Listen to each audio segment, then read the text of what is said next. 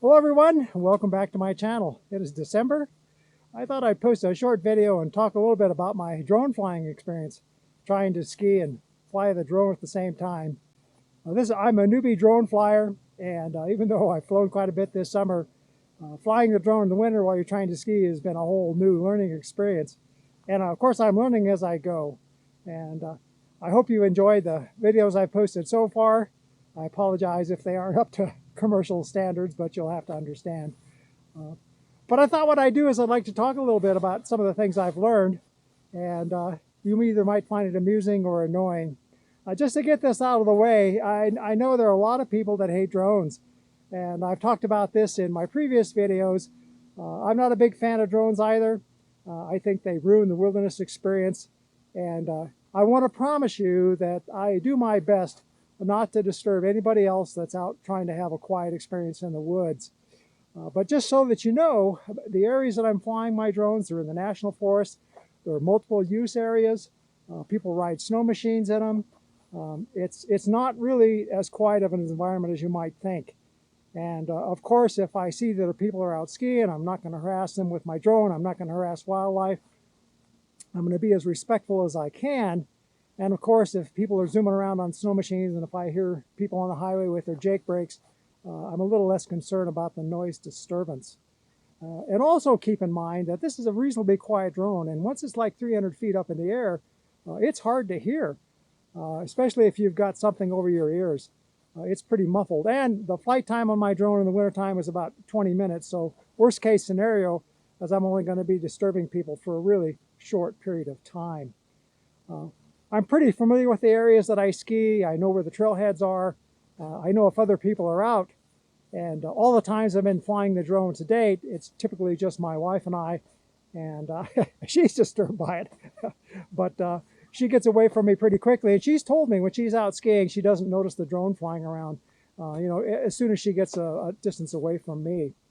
So now that I've addressed that can of worms, I do hope you've enjoyed some of the footage. I've certainly enjoyed it. It adds a whole new dimension to some of my videos. And one of the things it helps to do is it helps to impart a feeling. And what I try to do in my videos, besides educate about cross-country skiing and backcountry skiing, is that I want to impart just this wonderful feeling of what it's like to experience the outdoors in the winter, especially here in Northwest Wyoming. It is an amazing place, and if I accomplish that goal, then the little bit of noise and annoyance that I make will probably be worth it. Okay, let's get on with the subject today. I carry my drone in the woods in two protected cases. And this is the drone case, and this is the case for the controller. And so if I want to fly my drone while I'm skiing, I got to pull these out of the pack. I got to find a good, clean, and dry place to set the drones up. The drone that I'm flying is the DJI Mini 3 Pro. It's a pretty small little drone. I've talked about it in some of my other videos. I'm not going to talk about the capabilities too much. What I will do is I'll just set it up real quickly here, and I'll show you what the process is like. I basically just unfold the drone. I remove the cover, the lens cover, and the gimbal lock.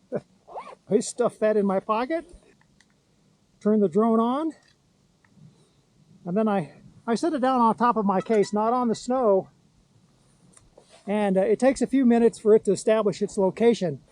It has an onboard GPS, and it's really important that it establishes where you take off from, because if you lose contact with the drone or it needs to come back on its own, it's going to fly back to its initial location where it's taken off from. And in this other case is my controller. Now I'm using the all-in-one controller. It doesn't require my cell phone. It basically is set up, it has its own display here.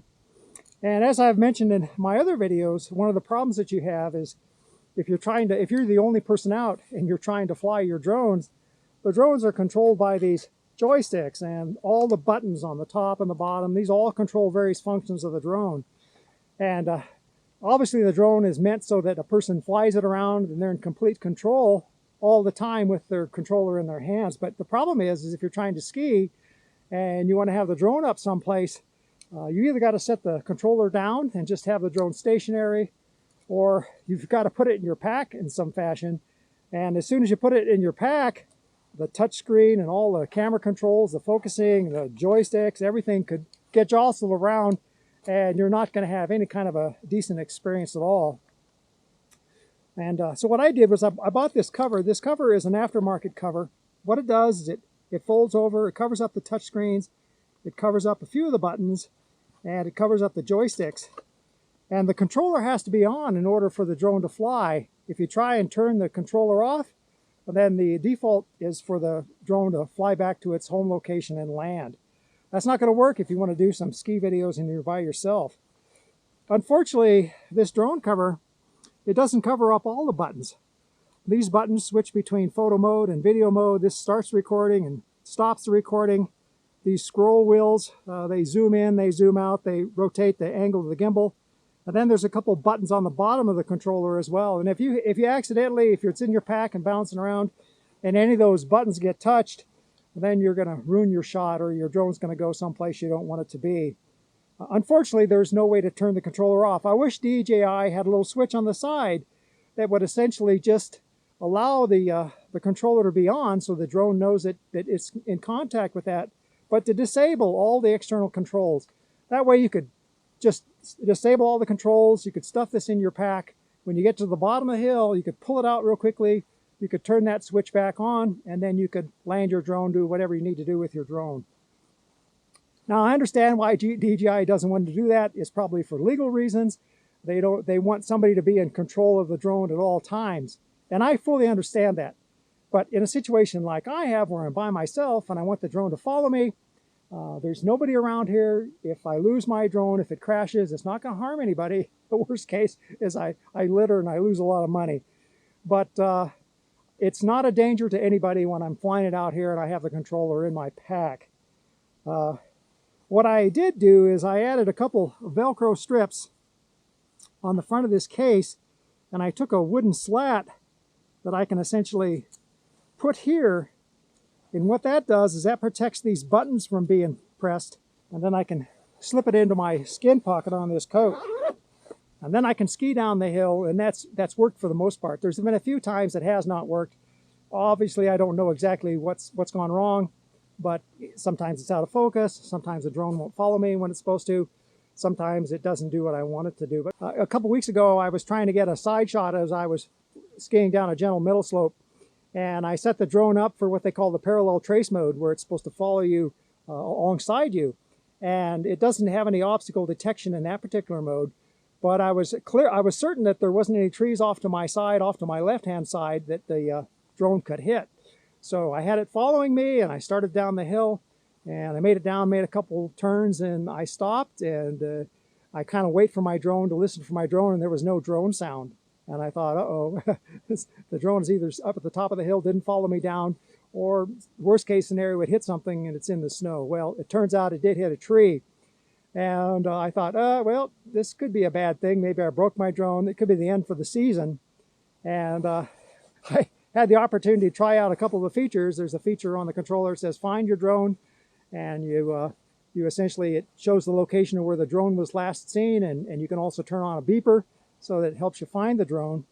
I turned around, I walked back up the slope, and I looked around. It was kind of hard to find the drone because when it hit the tree and fell down into the snow, it just made a small little divot. I was surprised. But I was looking around the base of the trees, and and then as I got closer and closer, I could hear the beep, and I fished it out of the snow. And it looked like it didn't look worse for wear. It looked like it had a pretty gentle landing in the snow. And I brushed it all off, and I wanted to make sure it would still fly, and so I did a little test flight, and it worked. And I thought, whew, I dodged a bullet there. So it's just one of the things. If you're going to fly a drone, you might take a chance that you could lose an expensive camera to get those shots.